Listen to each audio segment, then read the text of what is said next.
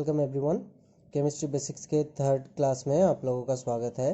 तो पिछले क्लास में जहाँ पे हम लोगों ने ख़त्म किया था कि ऑर्गेनिक केमिस्ट्री के जो फंडामेंटल प्रिंसिपल्स हैं उनको हम लोगों को स्टडी करना होगा ताकि हम लोग मॉलिक्यूल के प्रॉपर्टीज़ को समझें, जो हमको मॉलिक्यूल के नेचर को समझने में हेल्प करेगा और जिससे हमको लीड मिलेगा केमिकल रिएक्शंस कैसे होते हैं उसको समझने में। ठीक है, तो आज हम लोग उसी फंडामेंटल प्रिंसिपल्स और फंडामेंटल टॉपिक्स जो भी आप लोग कहना पसंद करें उससे स्टार्ट करने वाले हैं। तो बेसिक फंडामेंटल जो हम लोगों का टॉपिक्स है वो सब क्या है। एक नंबर है dipole moment,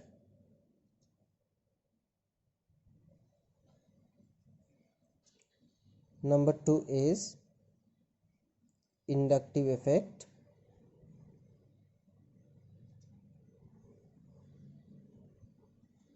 number 3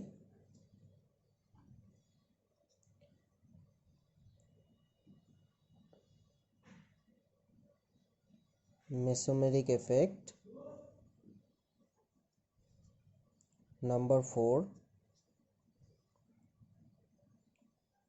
resonance, and number 5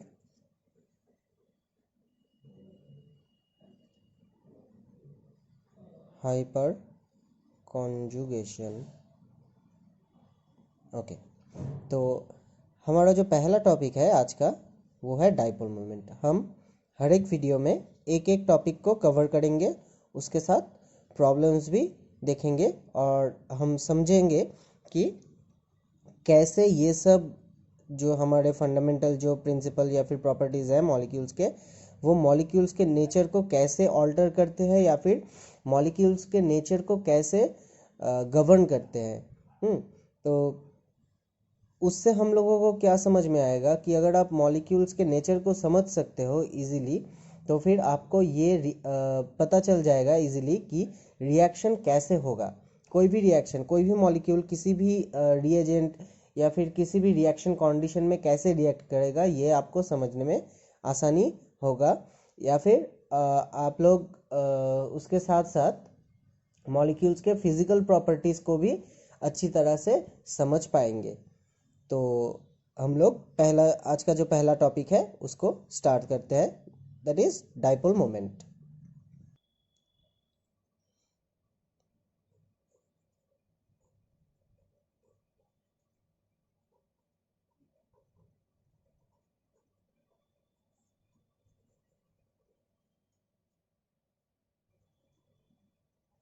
okay fine.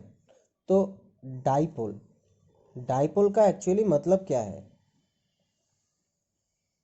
देखिए, डाइपोल का मतलब क्या है, दो पोल्स होंगे,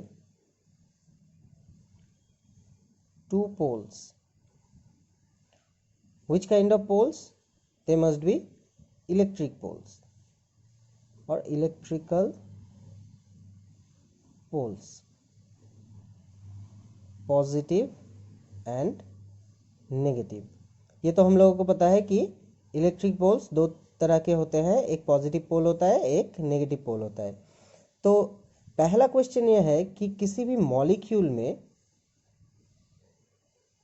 मॉलिक्यूल में ऐसे इलेक्ट्रिक डाइपोल्स कैसे जनरेट करेंगे? Electric dipole formation, how? ये हमारा पहला क्वेश्चन है। तो इसके लिए हम लोगों को समझना पड़ेगा कि मॉलिक्यूल्स में चार्ज कैसे डेवलप करते हैं। अभी देखो, एक मॉलिक्यूल कैसे बनता है। सपोज ये एक हाइड्रोजन एटम है और ये एक क्लोरीन एटम है। तो क्लोरीन के एक इलेक्ट्रॉन और हाइड्रोजन का एक इलेक्ट्रॉन, ये दो इलेक्ट्रॉन मिलके एक कोवेलेंट बॉन्ड बनाते हैं, जिससे कि हम लोगों का HCl मॉलिक्यूल फॉर्मेशन होता है। तो अभी इस मॉलिक्यूल में बेसिक डिफरेंस क्या है इस मॉलिक्यूल के साथ? देखिए, ये है heteronuclear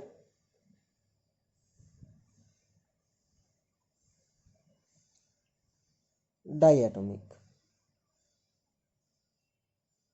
and this is homonuclear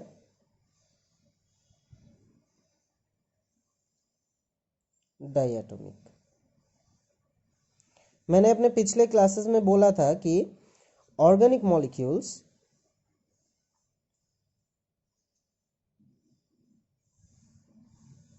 are basically covalent. That means यहाँ पे हम लोगों को सिर्फ कोवेलेंट बॉन्ड दिखने को ही मिलेगा. Covalent bond. तो कोवेलेंट बॉन्ड कैसे फॉर्म होता है? कोवेलेंट बॉन्ड फॉर्म होता है formed by mutual sharing of electrons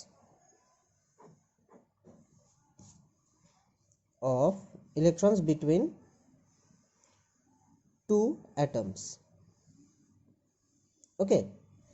तो अभी जो मेरा सवाल है कि जबकि म्यूचुअल शेयरिंग हो रहा है, इसका मतलब हम लोग एक काम करते हैं, हम लोग पीछे चले जाते हैं पीरियोडिक प्रॉपर्टीज पे.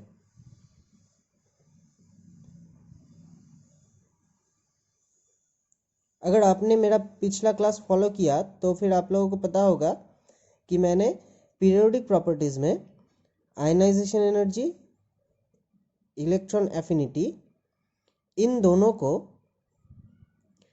आयनिक कंपाउंड्स के सेगमेंट में रखा था, आयनिक कंपाउंड्स के पार्ट में. और जो हमारा इलेक्ट्रोनेगेटिविटी है, इलेक्ट्रोनेगेटिविटी, वो आता है कोवेलेंट मॉलिक्यूल्स के लिए. अब क्यों? क्योंकि ये आपको इलेक्ट्रोनेगेटिविटी के डेफिनेशन से ही पता चलेगा कि इलेक्ट्रोनेगेटिविटी का डेफिनेशन क्या हमको सजेस्ट करता है कि it is the tendency to attract the bonded pair of electron towards itself by any atom of that particular bond. ठीक है. तो इसका मतलब क्या हुआ कि अगर हम लोग कोई भी कोवेलेंट बॉन्ड कंसिडर करें, जैसे कि सपोज ये ए बी है, तो इसमें ये ए एक एटम है और बी एक एटम है. तो इसमें से जिसका इलेक्ट्रोनेगेटिविटी ज़्यादा होगा वो बॉन्डेड जो इलेक्ट्रॉन है, कोवेलेंटली बॉन्डेड जो इलेक्ट्रॉन है, उस इलेक्ट्रॉन को अपनी ओर खींचेगा. ठीक है. तो इससे क्या होता है कि एक डिफॉर्मेशन होता है, इलेक्ट्रॉन ऐसे शिफ्ट कर जाता है, ये बिल्कुल बीच में नहीं रहता. तो इन सिमिलर केसेस, जैसे कि हम लोगों ने यहाँ पे HCl कंसिडर किया है, HCl के केस में भी बिल्कुल वैसा ही होता है कि जब हाइड्रोजन और क्लोरीन के बीच बॉन्ड होता है, तब अगर बॉन्डेड इलेक्ट्रॉन बीच में भी हो, जो कि बेसिकली हम लोग अब हम लोगों के समझने के लिए बीच में ड्रॉ करते हैं, जैसे कि म्यूचुअल शेयर हो रहा है, पर ऐसा होता नहीं. ये इलेक्ट्रॉन पूरे मॉलिक्यूल में डिलोकलाइज रहता है. हाँ. तो जैसे कि हम लोगों ने यहाँ पे ड्रॉ किया है, तो क्लोरीन का इलेक्ट्रोनेगेटिविटी क्या है? हाइड्रोजन से ज़्यादा है. Electronegativity of chlorine is greater than hydrogen electronegativity. Okay. तो क्लोरीन क्या करेगा? ये बॉन्डेड इलेक्ट्रॉन को अपनी ओर खींच लेगा. तो इससे क्या होगा? देखिए, क्लोरीन वैसे भी इलेक्ट्रोनेगेटिव है, उसके पास इलेक्ट्रॉन ज़्यादा है. तो अगर इसने यहाँ से भी इलेक्ट्रॉन को अपनी ओर खींच लिया तो फिर क्या होगा कि क्लोरीन के ऊपर इलेक्ट्रॉन डेंसिटी ज़्यादा होगा, है ना। क्लोरीन के ऊपर इलेक्ट्रॉन डेंसिटी ज़्यादा होगा, electron density will be high. तो इलेक्ट्रॉन कहाँ से क्लोरीन ने खींचा है, यहाँ पे हाइड्रोजन की तरफ से। तो इसका मतलब हाइड्रोजन के पास इलेक्ट्रॉन डेंसिटी कम हो गया। इसके पास अगर 2 इलेक्ट्रॉन्स ज़्यादा इसके पास थे तो क्लोरीन ने अपने ओर खींच लिया। तो इसका मतलब हाइड्रोजन के पास इलेक्ट्रॉन डेंसिटी कम हो गया। तो कम होने का मतलब है यहाँ पे पॉजिटिव चार्ज डेवलप करेगा, इलेक्ट्रॉन डेंसिटी लेस। अभी ये पॉजिटिव और नेगेटिव चार्ज कैसे डेवलप करता है इसमें अभी मैं बोल रहा हूँ। देखिए, हम लोगों को सोडियम क्लोरीन ये दो मिलके सोडियम क्लोराइड फॉर्म करते हैं, ये पता है। ये कैसा कंपाउंड है, ये एक आयनिक कंपाउंड है, Na+ एंड Cl-। तो सोडियम क्या करता है, इसका जो एक इलेक्ट्रॉन है उसको डोनेट कर देता है। क्यों डोनेट करता है, ताकि इसको नियरेस्ट जो नोबल गैस है, नोबल गैस, उसका इलेक्ट्रॉनिक कॉन्फ़िगरेशन मिले, है ना। ये तो स्टेबिलिटी का फैक्टर है, ये हम सभी को पता है। और इसीलिए सोडियम का आयनाइजेशन एनर्जी भी बहुत कम है, आयनाइजेशन एनर्जी वेरी लो। और यहाँ पे क्लोरीन इलेक्ट्रॉन एक्सेप्ट करता है, इसलिए यहाँ पे इलेक्ट्रॉन एफिनिटी एसोसिएटेड रहता है। अभी सोडियम ने इलेक्ट्रॉन छोड़ दिया तो उसके ऊपर पॉजिटिव चार्ज आ गया, कंप्लीट पॉजिटिव चार्ज। और क्लोरीन ने इलेक्ट्रॉन एक्सेप्ट कर लिया फुल्ली, तो उसके ऊपर कंप्लीट नेगेटिव चार्ज आ गया। एक इलेक्ट्रॉन छोड़ दिया इसलिए एक पॉजिटिव चार्ज, एक इलेक्ट्रॉन एक्सेप्ट हुआ इसलिए एक नेगेटिव चार्ज। मगर यहाँ पे हमने हाइड्रोजन क्लोराइड का एग्जाम्पल कंसीडर किया है, जहाँ पे हम लोगों को ऐसा इलेक्ट्रॉनिक डिस्ट्रीब्यूशन देखने को मिलता है कि जो हमारा बॉन्डेड इलेक्ट्रॉन पेयर है वो क्लोरीन के तरफ ज़्यादा शिफ्ट हुआ है। तो इसका मतलब क्या हुआ, इलेक्ट्रॉन डेंसिटी यहाँ पे ज़्यादा है। तो जहाँ पे इलेक्ट्रॉन डेंसिटी ज़्यादा, वहाँ पे पार्शियल नेगेटिव चार्ज डेवलप करता है, पार्शियल नेगेटिव चार्ज, जिसको हम Δ- से रिप्रेजेंट करते हैं। और जहाँ पे इलेक्ट्रॉन डेंसिटी कम है वहाँ पे पार्शियल पॉजिटिव चार्ज डेवलप करता है, पार्शियल पॉजिटिव चार्ज डेवलप करता है, जिसको हम Δ+ से सिंबलाइज करते हैं। तो हम लोग HCl को ऐसे लिखेंगे Δ- एंड Δ+। तो अभी ये जो मॉलिक्यूल है HCl मॉलिक्यूल, इसमें देखिए एक पॉजिटिव पोल या फिर एक पॉजिटिव एंड आया है और एक नेगेटिव एंड आया है। तो इसीलिए यहाँ पे सिंस देयर आर 2 पोल्स और 2 इलेक्ट्रिक पोल्स आर जनरेटेड, क्योंकि यहाँ पे 2 इलेक्ट्रिक पोल जनरेट हुआ है, तो इसी को हम लोग डाइपोल बोलते हैं, dipole. So this is the formation of dipole. तो डाइपोल कैसे फॉर्म होता है, मुझे लगता है आपको समझ में आया है।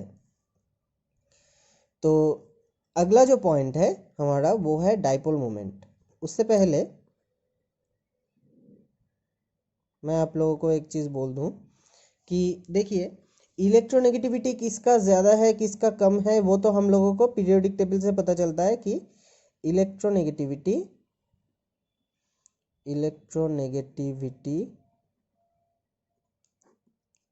अगर हम लोग लेफ्ट से राइट जाएं तो फिर इंक्रीज करता है, और टॉप से बॉटम तक आए that means down A group, ये डिक्रीज करता है। तो आपको पीरियोडिक टेबल से इलेक्ट्रोनेगेटिविटी कॉन्सेप्ट का ज्ञान होना चाहिए कि इलेक्ट्रोनेगेटिविटी कौन से एटम के साथ कैसे वेरिएशन होता है। हाँ, तो फिर आपको किसी भी मॉलिक्यूल के डाइपोल मोमेंट को समझने में आसानी होगा। तो इसलिए आप लोग एक बार इलेक्ट्रोनेगेटिविटी का कॉन्सेप्ट समझ लीजिए। और अगर मैंने पहले भी बोला है कि आप लोगों को चाहिए कि इलेक्ट्रोनेगेटिविटी क्या है उसके ऊपर मैं, या फिर पीरियोडिक प्रॉपर्टीज़ के ऊपर मैं अलग से वीडियो बनाऊं, तो फिर जहाँ की जैसे कि हम लोग यहाँ पे सिर्फ ऑर्गेनिक केमिस्ट्री ही डिस्कस कर रहे हैं जैसे कि मैंने स्टार्ट किया है। तो अगर आप लोग चाहते हैं कि मैं पीरियोडिक टेबल के ऊपर भी ऐसा ही वीडियो बनाऊं, तो फिर मुझे कमेंट सेक्शन में बताइए और मैं ज़रूर बनाऊंगा। क्योंकि सभी वीडियो एक साथ में अपलोड करना ये तो थोड़ा टाइम कंज्यूमिंग बात है, तो मुझे उतना टाइम है भी नहीं, क्योंकि मेरा खुद का जॉब है, उसके बाद पीएचडी है। तो मुझे कमेंट सेक्शन में बताइए। तो जैसे कि आप लोग देख रहे हैं कि यहाँ पे जो इलेक्ट्रोनेगेटिविटी है, इलेक्ट्रोनेगेटिविटी क्या करता है, इलेक्ट्रोनेगेटिविटी बहुत इम्पोर्टेंट है, क्योंकि जितना ज़्यादा इलेक्ट्रोनेगेटिविटी होगा किसी भी एटम का, वो उतना ही ज़्यादा अपनी तरफ बॉन्डेड इलेक्ट्रॉन को पुल करेगा, है ना। तो अगर हम लोग कंसिडर करें कि HCl, HBr, HI, तो इसमें से इलेक्ट्रोनेगेटिविटी किसका ज़्यादा है, क्लोरीन का सबसे ज़्यादा है, उसके बाद ब्रोमीन, उसके बाद आयोडीन। तो क्लोरीन ज़्यादा इलेक्ट्रॉन पुल करेगा, then bromine, then iodine. Okay, so ये है हमारा इलेक्ट्रोनेगेटिविटी का कॉन्सेप्ट, जो कि डाइपोल जनरेट करने के लिए हम लोग जो मॉलिक्यूल में डाइपोल जनरेट करने के लिए बहुत हेल्प करता है। और यही की फैक्टर है कि किसी भी मॉलिक्यूल में वो होमोन्यूक्लियर डायटोमिक हो सकता है, होमोन्यूक्लियर डायटोमिक नहीं, माफ़ करना, हेटेरोन्यूक्लियर डायटोमिक हो सकता है, ट्राइएटोमिक हो सकता है, पॉलीएटोमिक हो सकता है। किसी भी मॉलिक्यूल में वो इलेक्ट्रोनेगेटिविटी डिफरेंस जनरेट करके डाइपोल जनरेट करने में हेल्प करता है। तो अगर आप लोग ऐसा एक कंसीडर करें कि हाइड्रोजन हाइड्रोजन, अगर हम लोग ऐसे कंसीडर करें, ये तो इसके बीच में कोई भी इलेक्ट्रोनेगेटिविटी का डिफरेंस नहीं है, तो इसका मतलब इसमें डाइपोल जनरेट नहीं होगा। जिस भी मॉलिक्यूल में इलेक्ट्रोनेगेटिविटी का डिफरेंस है बिटवीन टू एटम्स, वहाँ पे डाइपोल जनरेट होगा। जितना ज़्यादा इलेक्ट्रोनेगेटिविटी डिफरेंस, उतना ज़्यादा डाइपोल जनरेट होगा और उतना ज़्यादा चार्ज सेपरेशन होगा। तो डाइपोल मोमेंट क्या है, डाइपोल मोमेंट बेसिकली म्यू से एक्सप्रेस किया जाता है, जो है चार्ज और distance between two atoms, distance between two atoms. Charge मतलब चार्ज सेपरेशन, और डिस्टेंस बिटवीन टू एटम्स, इसका जो मल्टीप्लिकेशन है उसी को हम लोग डाइपोल मोमेंट बोलते हैं। मैं यहाँ पे कुछ एग्जाम्पल आपको दिखाता हूँ कि कैसे इलेक्ट्रोनेगेटिविटी चेंज होने के साथ साथ डाइपोल मोमेंट चेंज होता है। जैसे कि हाइड्रोजन नाइट्रोजन, इस बॉन्ड का डाइपोल मोमेंट है 1.31। डाइपोल मोमेंट को हम लोग डीबाई यूनिट से रिप्रेजेंट करते हैं। Debye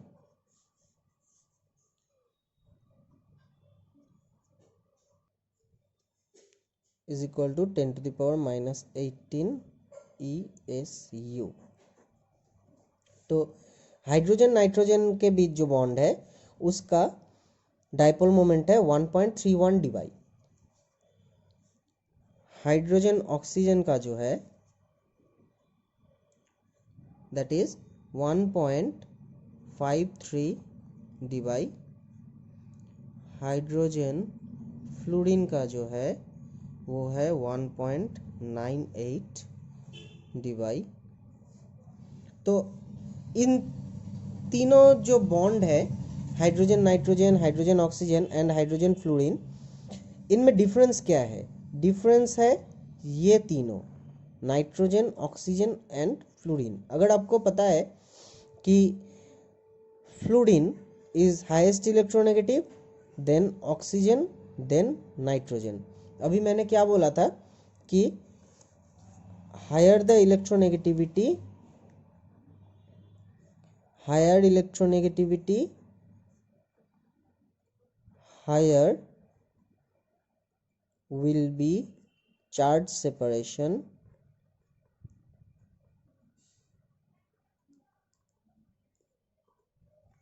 higher will be dipole moment।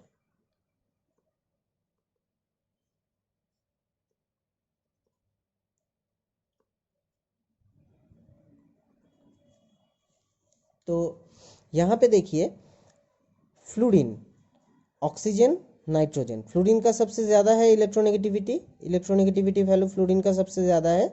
इसका मतलब फ्लोरीन HF बॉन्ड से इलेक्ट्रॉन मैक्सिमम पुल करेगा। अगर मैक्सिमम पुल हुआ तो इलेक्ट्रॉन डेंसिटी मैक्सिमम फ्लोरीन के ऊपर होगा, इसका मतलब चार्ज सेपरेशन यहाँ पे मैक्सिमम है, इसलिए डाइपोल मोमेंट का वैल्यू सबसे ज़्यादा है HF बॉन्ड में, उसके बाद HO, उसके बाद HN 1.31, 1.53 एंड 1.98। सो ये हमको तो प्रूफ मिल गया कि इलेक्ट्रोनेगेटिविटी के चेंज होने से डाइपोल मोमेंट भी चेंज होता है।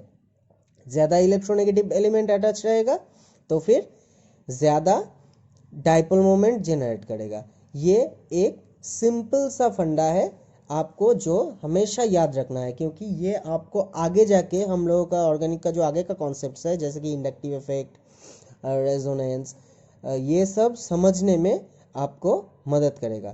तो चलिए एक बार हमारे पूरे कॉन्सेप्ट को, जितना भी हमने अभी तक सीखा, उसको समरी कर लेते हैं।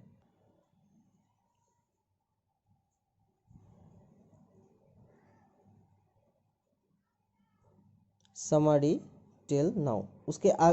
इसको होने के बाद हम लोग और एक टॉपिक पे जाएंगे dipole moment related.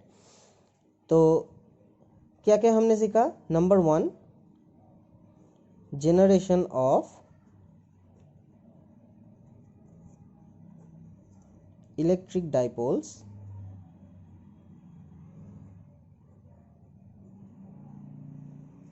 in a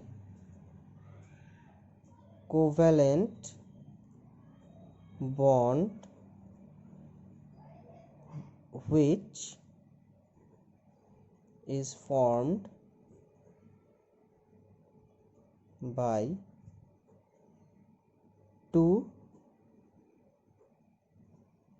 heteroatoms. Okay, two heteroatoms. Number 2 is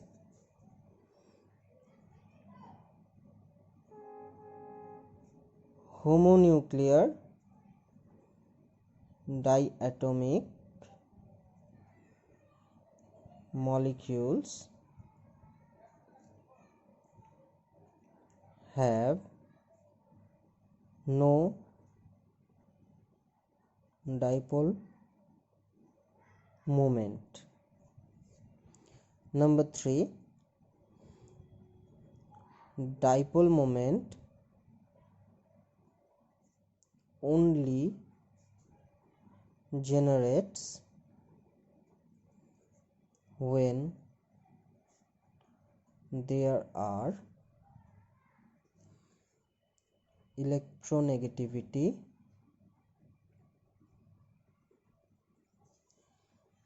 difference between two covalently bonded atoms. Okay, तो इलेक्ट्रिक डाइपोल्स तभी फॉर्म होंगे जब दो हेटेरो एटम रहेंगे। जब होमोन्यूक्लियर डायटोमिक मॉलिक्यूल होगा, जैसे कि हाइड्रोजन, वहाँ पे कोई भी डाइपोल फॉर्मेशन नहीं होगा। क्यों फॉर्मेशन नहीं होगा? क्योंकि डाइपोल मोमेंट हमेशा वहीं पे फॉर्म होता है जहाँ पे इलेक्ट्रोनेगेटिविटी का डिफरेंस रहता है कोवेलेंटली बॉन्डेड दो एटम के बीच। Okay, number 4 is greater is the electronegativity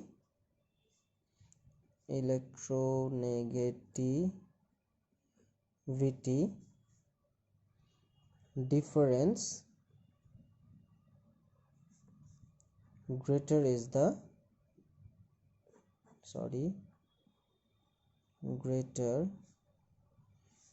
the polarity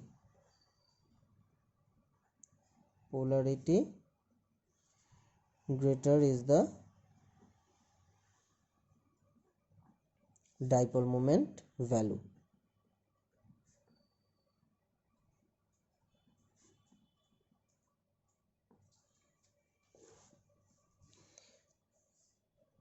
तो इलेक्ट्रोनेगेटिविटी डिफरेंस जितना ज़्यादा होगा उतना ज़्यादा पोलरिटी आएगा, उतना ही ज़्यादा डाइपोल मोमेंट का वैल्यू भी होगा। अभी हम लोग अभी तक होमोन्यूक्लियर डायटोमिक के बारे में बात कर रहे थे। तो अगर हम लोग पॉलीएटॉमिक सिस्टम को कंसीडर करें, जैसे कि CHHOH, ये है हमारा मिथानॉल CH3OH। तो अभी एक बॉन्ड का नहीं, हम लोग पूरा मॉलिक्यूल का अगर डाइपोल मोमेंट को कंसीडर करें तो फिर कैसे करेंगे। अब देखिए यहाँ पे आप लोगों को मैंने क्या बोला है कि इलेक्ट्रोनेगेटिविटी डिफरेंस आपको पता करना है। तो हाइड्रोजन, कार्बन एंड ऑक्सीजन, इन तीनों में से सबसे ज़्यादा इलेक्ट्रोनेगेटिव कौन है? ऑक्सीजन। उसके बाद कौन है? कार्बन। उसके बाद hydrogen. So this is the order of electronegativity. तो जिसका इलेक्ट्रोनेगेटिविटी ज़्यादा है वो बॉन्ड से इलेक्ट्रॉन अपनी ओर खींचेगा, तो उसको हम लोग ऐसे शो करते हैं।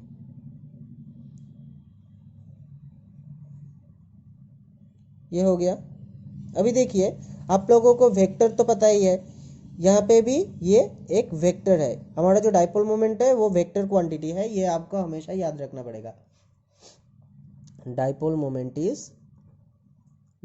मोमेंट ये एक वेक्टर क्वांटिटी है। तो अगर ये वेक्टर क्वांटिटी है तो इसका समेशन भी वेक्टर जैसा ही होगा, तो इसका रिजल्टेंट क्या होगा? इस तरफ होगा। और ये ऑक्सीजन का जो ऑक्सीजन हमारा क्या है? सबसे ज़्यादा इलेक्ट्रोनेगेटिव है, तो ये हाइड्रोजन की तरफ से इलेक्ट्रॉन डेंसिटी को अपनी ओर पुल करेगा। तो अभी देखिए एक ऐसा जा रहा है और एक ऐसा जा रहा है, तो दोनों का रिजल्टेंट कौन सी तरफ होगा? ये होगा हमारा resultant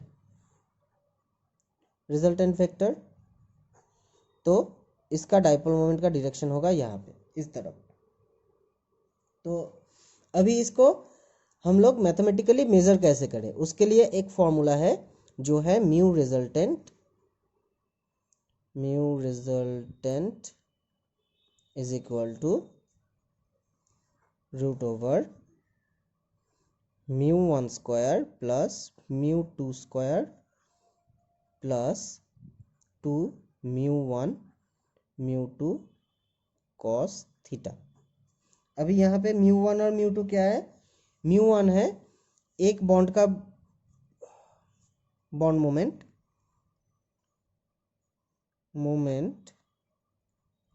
of one bond, moment of other bond, और यहाँ पे थीटा क्या है? Theta is the angle between the bonds. तो यह है theta is the angle between the bonds. तो आई होप यहाँ तक आप लोगों को समझ में आया है। हमारा अगला पॉइंट है bond moment and group moment. अभी देखिए बॉन्ड मोमेंट तो हम लोगों को पता चल गया कि ये म्यू है। तो हमारा जो पिछला इक्वेशन था, इस इक्वेशन में हम लोगों ने क्या किया? इसमें रिजल्टेंट निकाला पूरे मॉलिक्यूल का, है ना। हमने इसमें पूरे मॉलिक्यूल का रिजल्टेंट निकाला है, इसका एक वैल्यू आएगा। अगर हम लोगों को ये जो बॉन्ड लेंथ है और ये जो बॉन्ड एंगल्स हैं, अगर ये हम लोगों को पता चल जाए तो फिर हमको इसका वैल्यू भी मिल जाएगा। पर यहाँ पे देखिए, यहाँ पे दो पार्ट है, ये एक पार्ट है, ये एक पार्ट है। तो इसको हम ऐसे भी डिवाइड कर सकते हैं जैसे कि CH2 है। तो इन ऐसे पार्ट्स को टुगेदर बोलते हैं ग्रुप। तो हमारा जो म्यू है वो एक तो है बॉन्ड, एक सिंपल बॉन्ड के लिए जो होमोन्यूक्लियर डायटोमिक है, और एक जो होता है कि ग्रुप मोमेंट। क्योंकि अगर आपको किसी भी मॉलिक्यूल का डाइपोल मोमेंट निकालना है तो आप इंडिविजुअल एक एक बॉन्ड मोमेंट को कैलकुलेट नहीं कर सकते, क्योंकि वो टाइम कंज्यूमिंग प्रोसेस है। तो इसलिए एक सेट ऑफ मॉलिक्यूल का, एक सेट ऑफ मल्टीपल बॉन्ड का, देखिए यहाँ पे क्या है कि यहाँ पे मल्टीपल बॉन्ड्स हैं, 1 2 3 3 बॉन्ड्स हैं यहाँ पे। अभी ये 3 बॉन्ड्स का जो रिजल्टेंट है इसको हम लोगों ने एक ग्रुप कंसिडर किया है। अभी ये 3 जो बॉन्ड है इनका जो रिजल्टेंट है, इस रिजल्टेंट को हम लोग बोलेंगे ग्रुप मोमेंट। तो इसका जो रिजल्टेंट है, रिजल्टेंट इन तीनों वेक्टर्स का जो रिजल्टेंट है उसको हम लोग बोलेंगे ग्रुप मोमेंट। अगर ग्रुप मोमेंट का वैल्यू पता चल गया आपको तो फिर CH3OH, इसके लिए आपको इंडिविजुअली कार्बन हाइड्रोजन बॉन्ड का बॉन्ड मोमेंट हर बार कैलकुलेट करना नहीं पड़ेगा। ग्रुप मोमेंट पता है और इसका भी बॉन्ड मोमेंट पता है, तो आप इजीली वो कैलकुलेट कर सकते हो, तो उसमें कोई प्रॉब्लम नहीं है। तो ये था basic concepts of dipole moment. I think मैंने कोशिश किया कि आपको क्लियरली समझ में आए। तो अगर आपको समझ में आया है तो फिर मुझे कमेंट में बताइए, क्योंकि आप लोगों का कमेंट मेरे लिए बहुत मायने रखता है, क्योंकि जो मैं कोशिश कर रहा हूँ वो फ़ायदेमंद है या फिर नहीं आप लोगों के लिए, वो मुझे जानना है। तो इसीलिए अगर आपको समझ में आ रहा है तो फिर कमेंट ज़रूर कीजिए, और हम अगले जो लेक्चर सेशन है या फिर अगले क्लास में हम लोग डाइपोल मोमेंट का एप्लीकेशंस देखेंगे। Dipole moment and it's applications.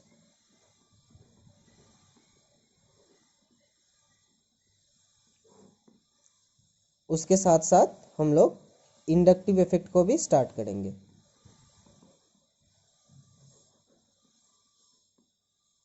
Next class. तो तब तक के लिए stay well, study well, and अगर आपको मेरा टीचिंग अच्छा लग रहा है या फिर मैं जो बोल रहा हूँ या फिर जो मैं पढ़ा रहा हूँ वो आपको समझ में आ रहा है, तो प्लीज़ मेरे चैनल को सब्सक्राइब कीजिए, लाइक कीजिए, और अपने छोटे छोटे भाई बहन या फिर दोस्त जो भी है जो कि केमिस्ट्री बैकग्राउंड से हैं या फिर पढ़ रहे हैं, उनको भी आप सजेस्ट कर सकते हैं। तो तब तक के लिए थैंक यू।